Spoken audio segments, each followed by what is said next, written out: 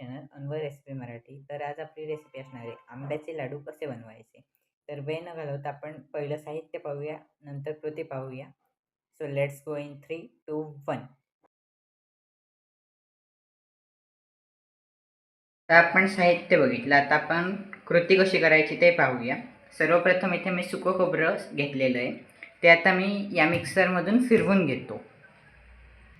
अशा प्रकारे मी खोबरं मिक्सरला लावून घेतलेलं आहे.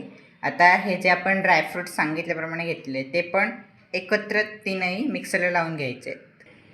तर आपण आंब्याचे लाडू करतोय, मग आंब्याचे इथे मी तुकडे करून घेतलेले आहेत, ते पण आपण मिक्सरला फिरवून घेऊयात चांगल्या प्रकारे.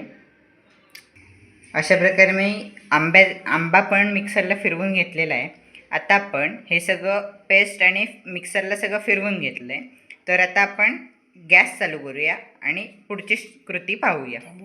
हां, इथे मी आता कढई एक घेतलेली आहे, गरम करून घेतली आहे. त्याच्यात आपण थोडंसं तूप टाकून घेऊया.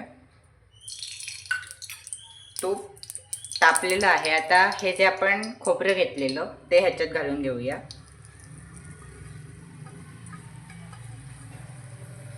आणि चांगलं मिक्स करून घेऊया.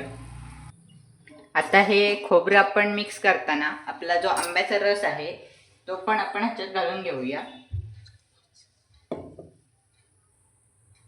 तर हा आंब्याचा रस मी ह्याच्यात घालून घेतोय.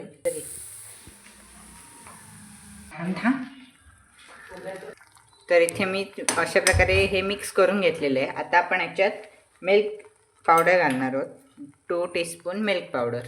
इथे मी मिल्क पावडर घालून घेतलेली आहे आणि आपण व्यवस्थित अशा प्रकारे मिक्स करून घेऊया. आणि एक महत्त्वाची गोष्ट राहिली सांगायची, जेव्हा आंब्याचा रस आंबा जेव्हा मिक्सरला लावून घेतलेला तेव्हा त्याच्यात 2 टेबलस्पून साखर टाकायची.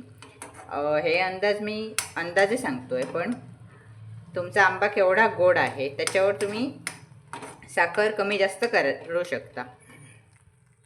आता हे मिक्स व्यवस्थित करून घेतलेलं आहे. आपण जी ड्रायफ्रूट्सची पावडर करून घेतलेली ती आपण थोडीशी ह्याच्यात टाकणार आहोत आणि थोडी आपण उरवणार आहोत. अशा प्रकारे मी घालून घेतलेली आहे ड्रायफ्रूट्स पावडर आणि मिक्स करून घेतो.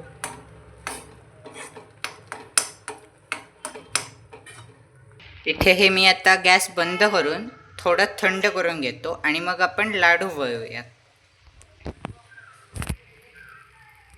हे थंड करण्यासाठी मी एका प्लेटमध्ये काढून घेतोय. अशा प्रकारे मी लाडू वळून घेतलेले आहेत आणि आपली रेसिपी इथेच संपलेली आहे. व्हिडिओ आवडला असेल तर चॅनलला सबस्क्राईब करा, व्हिडिओला लाईक करा आणि अशाच नवनवीन रेसिपीसोबत आपण पुढच्या व्हिडिओमध्ये भेटूया. तोपर्यंत खात राहा.